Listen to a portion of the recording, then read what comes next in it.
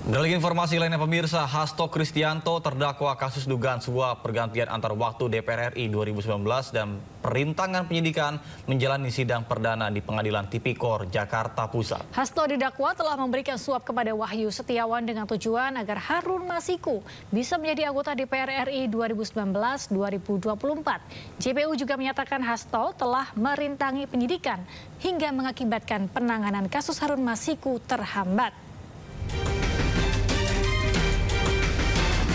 Sekjen PDI Perjuangan Hasto Kristianto yang juga terdakwa kasus dugaan suap pergantian antar waktu DPR RI 2019 dan perintangan penyidikan menjalani sidang perdana di Pengadilan Tipikor, Jakarta Pusat, Jumat pagi. Jaksa membacakan surat dakwaan terhadap Hasto terkait suap pergantian antar waktu atau PAW dan perintangan penyidikan. Hasto didakwa memerintahkan kepada buron Harun Masiku dan stafnya, Kusnadi, untuk menghilangkan alat bukti ponsel. Perbuatan Hasto dinilai telah menghambat penyidik melakukan tindak terhadap Harun yang juga tersangka dalam kasus suap ini. Ya pemirsa, informasi lainnya pemirsa, sidang perdana yang dijalani oleh Sekjen PDIP Hasto Kristianto hari ini menandai babak baru dalam lika-liku kasus suap Harun Masiku. Ya, usai ditetapkan sebagai tersangka, Hasto 2 kali mengajukan gugatan pra-peradilan, namun gugatan pertama tidak diterima hakim dan gugatan keduanya dinyatakan gugur.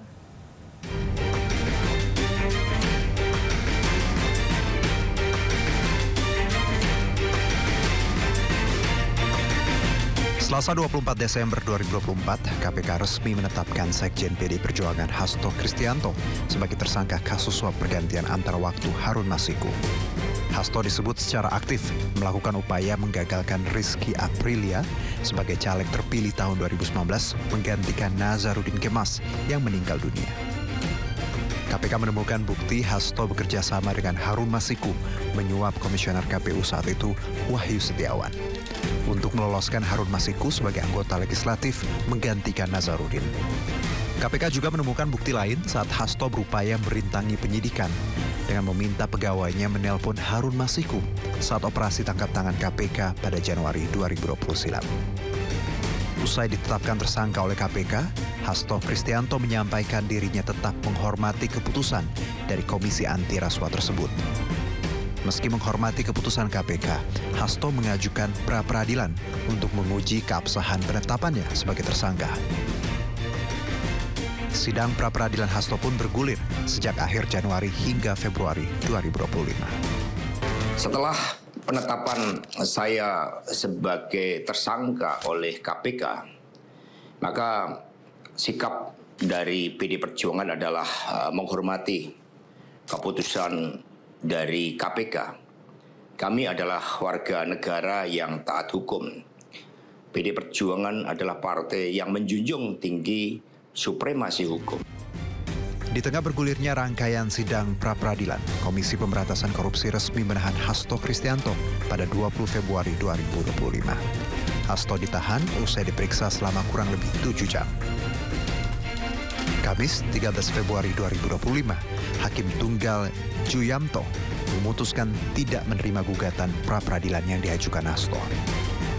Hakim menilai permohonan pra-peradilan yang diajukan Hasto tidak memenuhi syarat formil lantaran dalam 2 sprindik yang dipermasalahkan pemohon tidak diajukan dalam 2 permohonan, melainkan hanya 1 permohonan.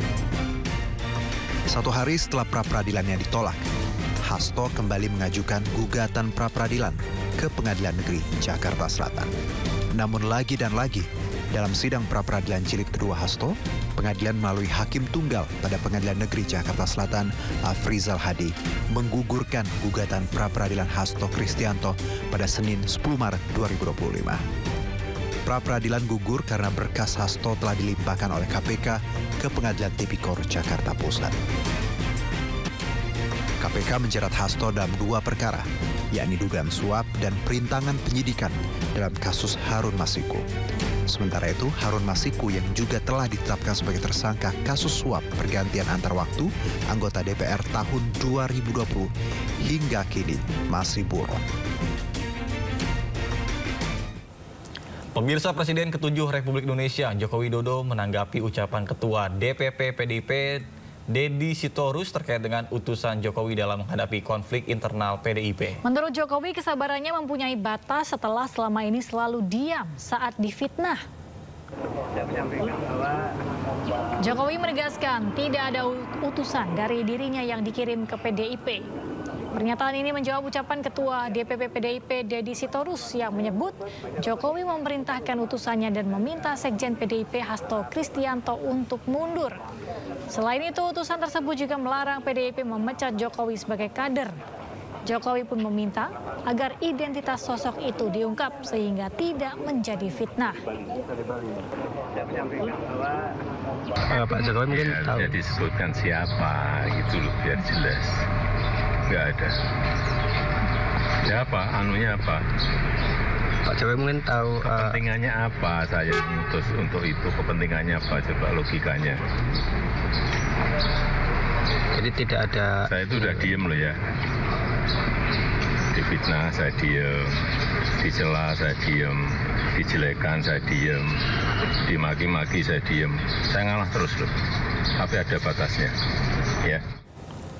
Pemirsa, KPK merilis 5 tersangka korupsi iklan Bank Jabar Banten BJB. Salah satunya adalah Dirut BJB yakni Yudi Renaldi. Para tersangka bersekongkol menyunat anggaran iklan 400 miliar.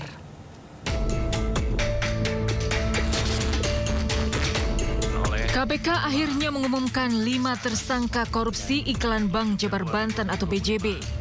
3 tersangka dari internal Bank BJB termasuk Dirut Yudi Renaldi serta 2 orang pihak swasta. Korupsi berawal saat BJB menempatkan anggaran iklan 409 miliar melalui kerjasama 6 agensi yang ditunjuk Dirut BJB. Namun ternyata realisasi iklan yang dibayarkan hanya sekitar 100 miliar rupiah. Suatu penempatan iklan yang sebenarnya PT BJB itu bisa langsung menempatkan ke media, namun digunakan pihak agensi guna mengambil sejumlah uang tadi di 2,5 tahun kurang lebih 222 miliar. Sebelumnya KPK menggeledah 12 lokasi termasuk rumah mantan Gubernur Jawa Barat Ridwan Kamil dan kantor BJB di Kota Bandung. KPK menyita sejumlah dokumen, deposito 70 miliar rupiah, kendaraan dan aset tanah bangunan. KPK juga akan memeriksa Ridwan Kamil sebagai saksi kunci dalam perkara rasuah tersebut. Tim Liputan iNews melaporkan.